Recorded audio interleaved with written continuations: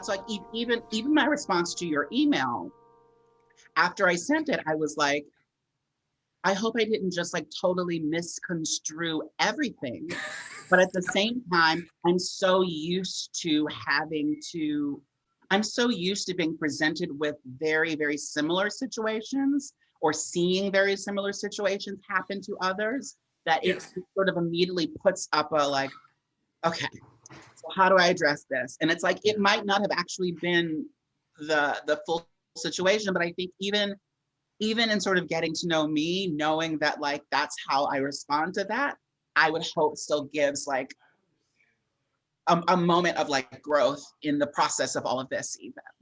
One of the joys of the many joys of this series is, we're all coming from different perspectives, right? Based on our experience. And, even Tom and I, for as long as we've known each other, we have different perspectives on things. And that's, I think, one of the reasons why we write so well together is because we see the other things that the other person doesn't.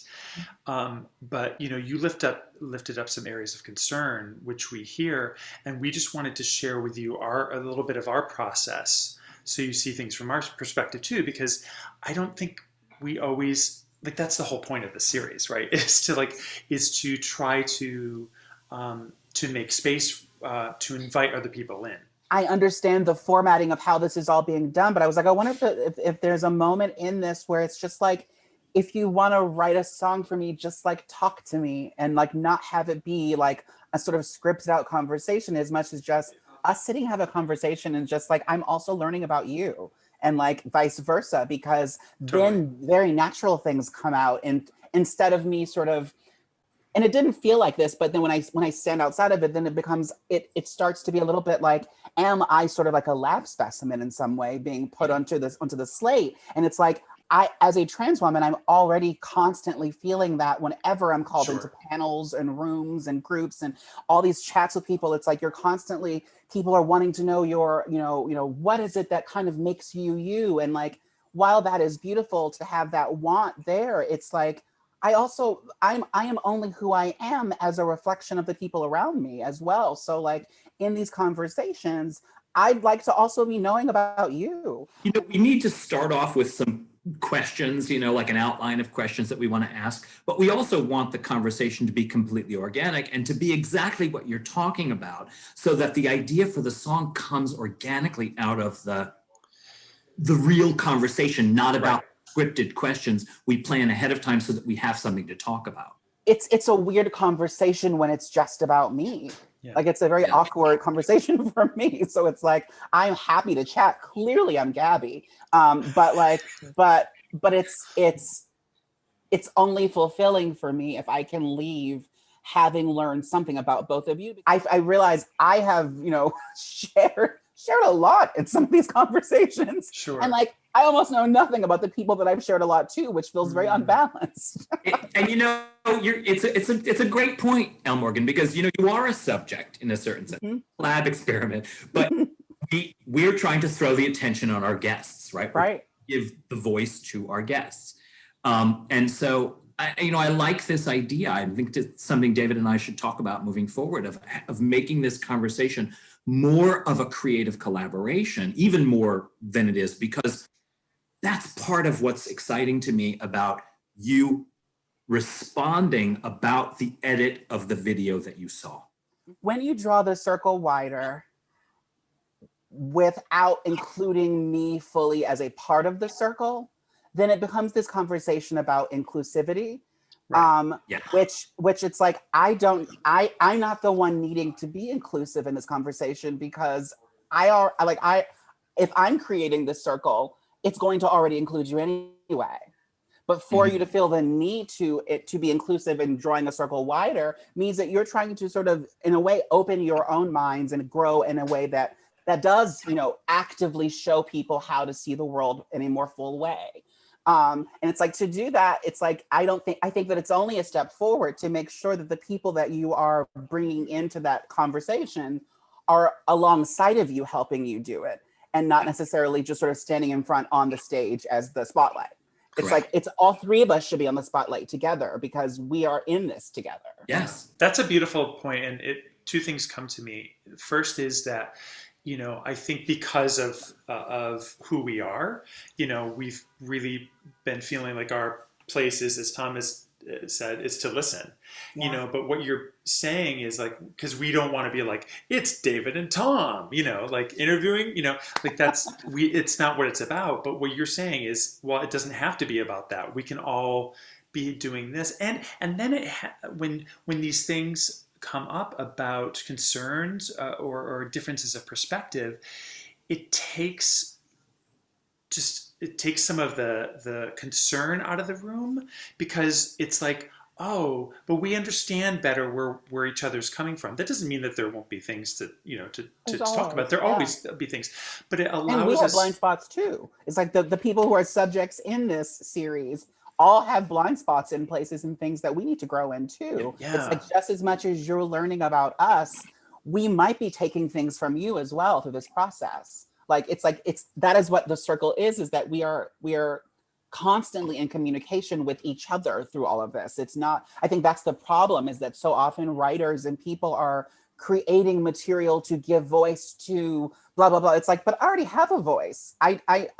You haven't heard it is the problem. So like it's like I have opinions, I have narratives, I have stories, I have all these things. It's just they haven't been given an opportunity to actually be heard, really, or rather, they haven't been given an opportunity to be heard by you, because they are being heard places. There is lots of work and new writers and composers creating material everywhere, but just the mainstream is not necessarily getting a chance to see them. So it's like, that's what the conversation is. It's like, if you are someone who is sort of a part of a more mainstream group, then it's like opening up what the mainstream looks like a little bit more.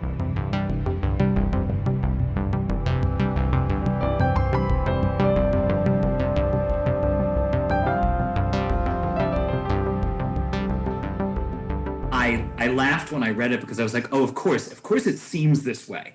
It was when the discussion about The Wiz, about home. And, I was like, oh yeah, I can totally see that that's what El Morgan saw.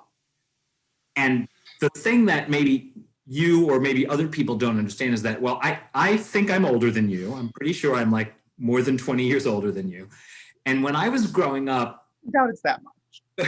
I'm not going to ask, but I think so. I'm recording, you're not going to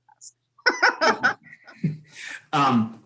The Wiz was a big cultural touchstone in the 70s when I was a young kid. The commercial was on TV all the time. Stephanie Mills was in our face all the time. And Home, the song, was one of those ubiquitous songs that you weren't allowed to sing it at auditions anymore because it was everywhere, right? So when you got into the 80s, you're like, don't sing that song. Not if you're white, but even if you're black, don't sing that song because it's overused. But it also touched exactly on a thing that you talked about, unlike Home from Beauty and the Beast, which is about a completely different thematic line, right? So that's why we talked about it, because it's an excellent song. It's a song that for me personally has a connection. And as a writer, of course, I can only come at it from my perspective while listening to the subject matter that we're writing about, or in this case, the human being that we're talking to, right? So I was like, oh my God, this situation reminds me of this song. That's why that song came up. But I can also see why, on the other side, it looks like, oh God, white guys are boxing this black actress into playing Dorothy in The Wiz. Like, and then you even said in the conversation, you were like, da da da da, and you were like, just like another black actress, she has this, and I was like, oh God, I was like, this. It's like, only because that's who we were interviewing, right? Once the seed is planted, it's then like, oh God. First, I was like, well, here I am. It's gonna be another situation where black trans Elle Morgan shows up on the scene to do. And do you see how red-faced I am about that? Do you see even my neck, how I turn red? I'm mortified, because of course that's not what I mean. I referenced Aisha Jackson because she said this brilliant thing, and because that's who we interviewed, this week.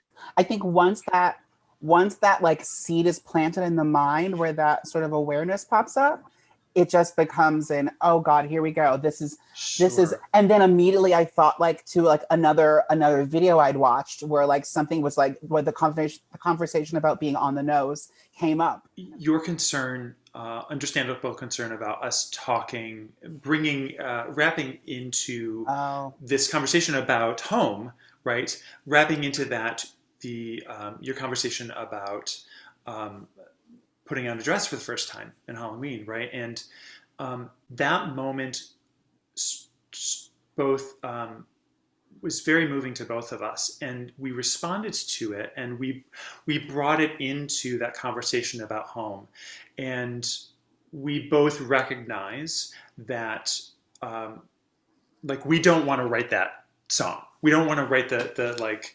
that song referencing your trans journey. Like that is not at all the song that we want to write. But there's an emotional resonance that we responded to. There's a certainty that we responded to from that event and from you finding your apartment, that this is it. Which brought in the whiz, right? So like that's what we responded to, and so one of the questions that we have been asking ourselves in the last couple of days is, can we write a song that is about that?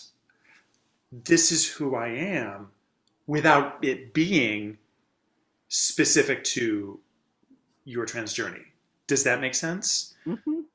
It's possible because I will always bring that with me to a room. Right. Correct. It's That's what we were possible talking because I always like those details about my experience and my journey emotionally, I always have them with me. So it affects everything I sing. I thank you for understanding that like it is not that you don't want to write this song sort of about someone's trans journey. But even more specifically, like reason being because it's not your story to write. Absolutely. Like that's that's not really something I would want for the two of you to sit down to write. Because I think that you both have such a wealth of knowledge and an emotional understanding of so many other things. And like, Sure. there are so many more places that I think we actually overlap in our mix. The universality of the thing is that we all have to find ourselves somehow, right? The identity is what we're all looking for. We said it in our last conversation that we all just want to be seen for who we are. Mm-hmm. I think that's why I was so moved by that story also, because A, that you were willing to share it with us was very touching to me, but also that there's some empathy in it that we can all relate to finally knowing who you are as a person. Mm-hmm.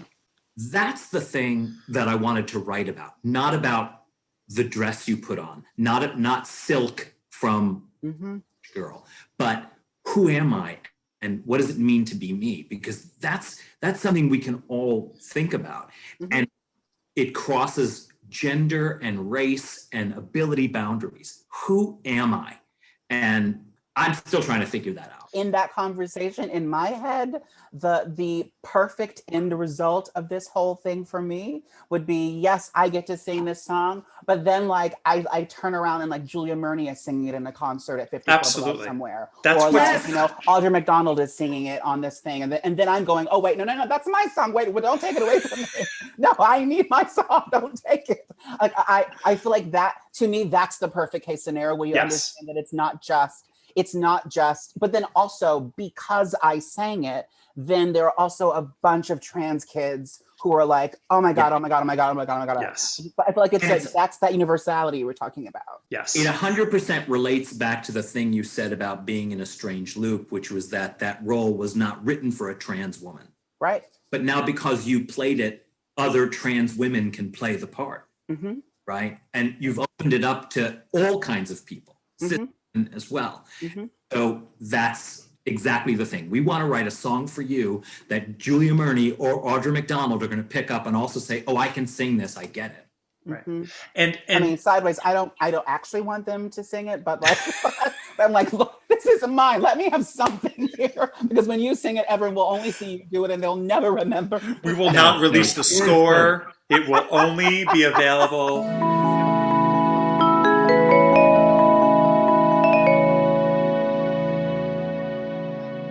I'm so used to being someone that people come to for like guidance or help or these ideas, or I want to bounce my thoughts off of you, or I want to, that I don't know how it truly feels to have someone be that for me. In particular for Black women, that is something that is very like a huge situation that's being put out.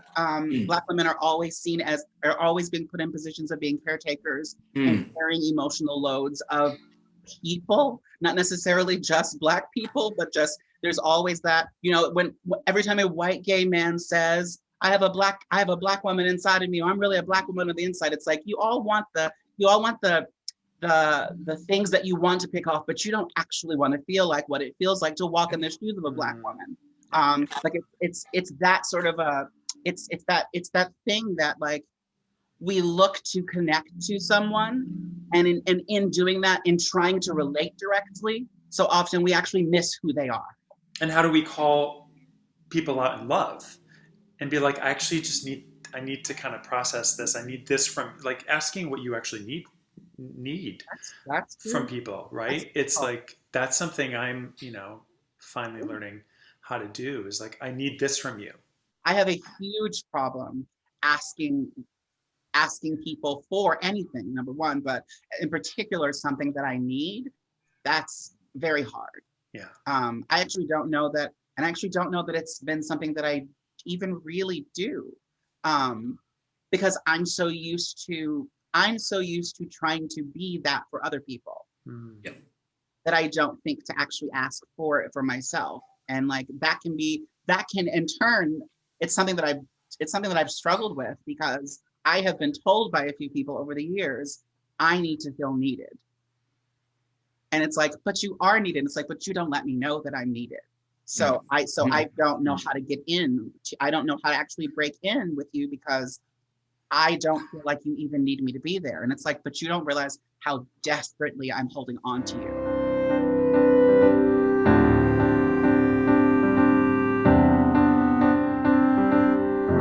One of the things that Elle Morgan said is that friends of hers, or she's been on the other end of friends saying to her, you don't open up to us, you don't let people complete the circle, you don't receive the compliment, and that she's always there for people, but that friends of hers have said, we want to know that you need us too.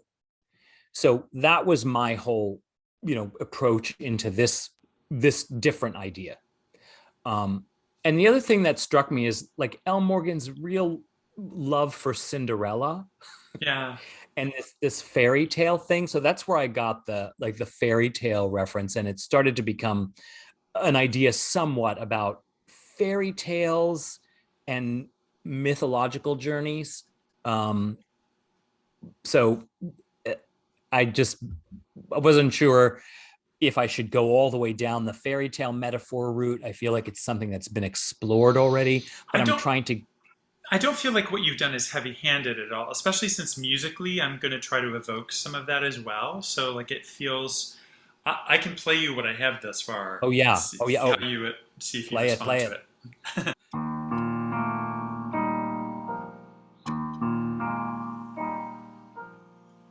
When we were kids, you taught me fairy tales. You remembered every small detail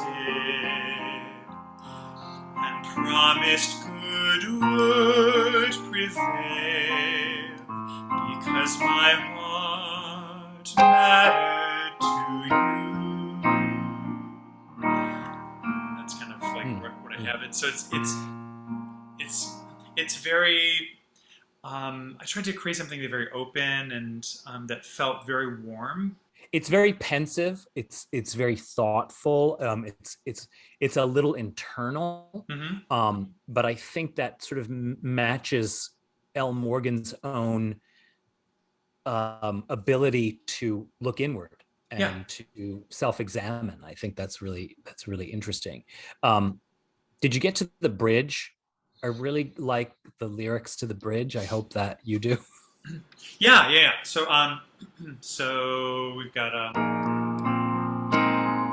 but when story reaches the part Oh, that's beautiful. where the heroine is lost and afraid. Who cares for her? Who tends her heart?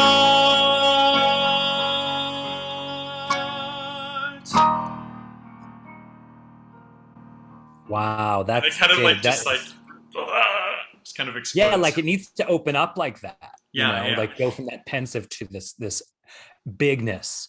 Yeah. Wow, that's beautiful.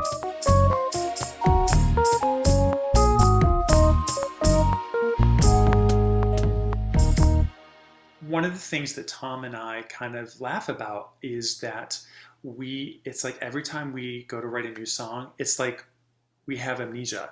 Like, it's like, how do we do this again? Like, where do we start again?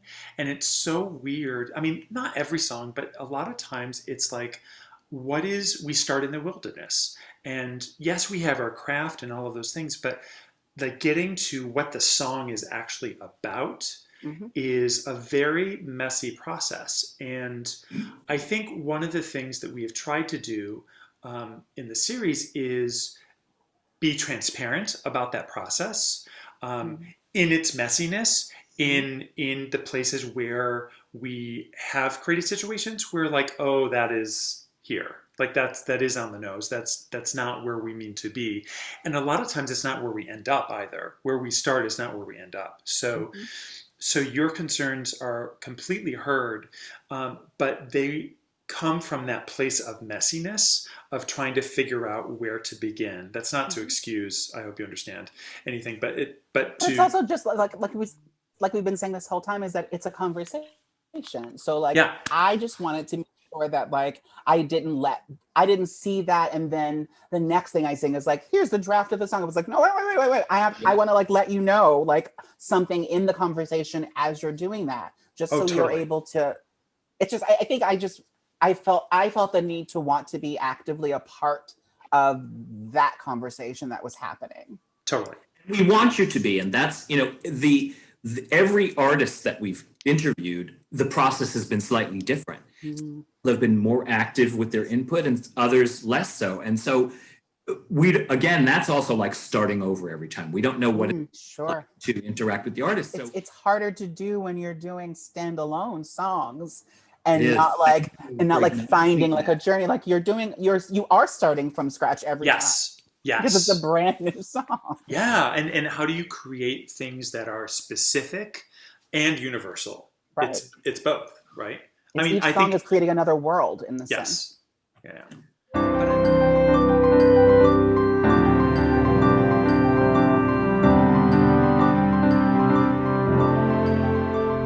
Hey David, so I've been thinking a lot about our conversation with Elle Morgan. After we shared the first draft with her, she stated that she felt the song didn't quite reach its goals. That she could see what the song wanted to do, but that didn't quite get there. And I like that criticism. I thought it was bold, and I think it's very clear. Now, one of the things that I took away from that conversation is that Elle Morgan feels like the singer, the character of the singer, is somebody that it tends to be overdramatic and knows that she is, which brings some humor into the song. Now, the song as we've written it is very reflective, and what I want us to do is to bring it more into a dramatic playability, which I think will allow Elle Morgan to use her sense of humor and her charm. We kind of have to blow up the song a little bit, I think. I think it's going to change the way the song feels, even though the topic and the arc of the song is going to be the same. I know that you're open to that, but I just want to kind of put it out there that I finally kind of allowed myself to feel like, okay, got to let go of the old lyric, got to let go of the old feeling of the song and move in a new direction. So I hope you like what I'm going to send you. Hey Tom, thanks so much for the new lyric. I love it. It does feel more character driven, more specific, which has been helpful. It's kind of gotten me out of that kind of Disney princess thing that we initially talked about, but just feels generic. This feels much more specific musically, and I like it. So I hope you will too.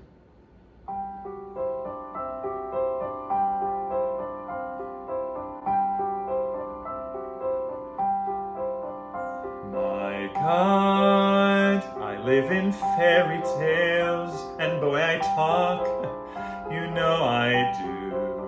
You never judge, you never jeer, because my heart matters to you. I know I often lose my way, you're the one to pull me through. You make a path, you draw me near, because my heart matters to you. And then the bridge kind of like opens up, which will be, I think, very, very exciting, and it's going to be amazing in her voice. So hope you like it. I'll talk to you soon.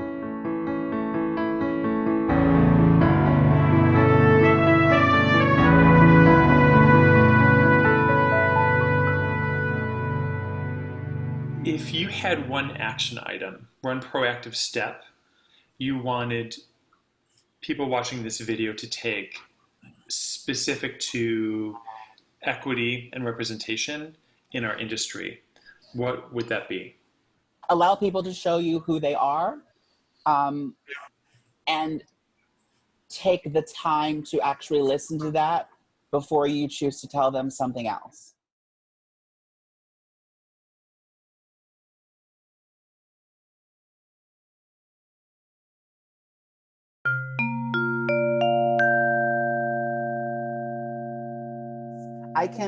I usually can spot out who has genuine interest in doing something as opposed to who's just trying to, be on the right side. It's like, well, just trying to be on the right side is not the way at this point. Like, you can tell when someone genuinely cares.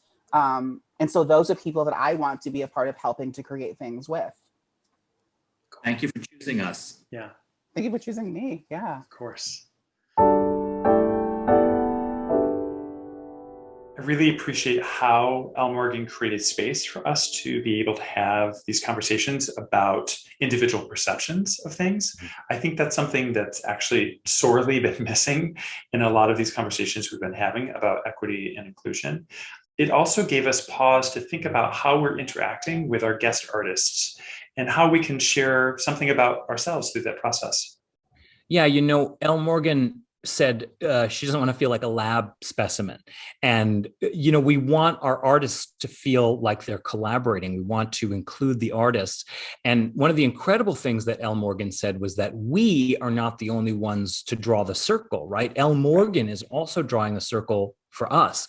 So we want to step into her circle. And I think that's important to remember. The circle is, it's not a doorway. All of the artists should be part of the circle. It's all encompassing. Absolutely. Who doesn't want to be in the room with Al Morgan Lee when you're making art? Like, she's so passionate, and she's going to tell you exactly what she thinks in the kindest and most generous way possible. And I think that what we created for her as a result of her generosity is really special. Yeah, her input led us directly to the song that we came up with finally. It was Absolutely. Her notes that brought us there. Yeah. We will be releasing the premiere of the song that we wrote for El Morgan Lee in a separate video. So please subscribe to our YouTube channel and you'll get notified when we release additional content. If you'd like to find out more about becoming an ally, please visit the resources in our description below this video as well. With Draw the Circle Wide, we hope to shine a spotlight on equity and diversity, and we hope this webisode has encouraged you to draw the circle wide in your own life.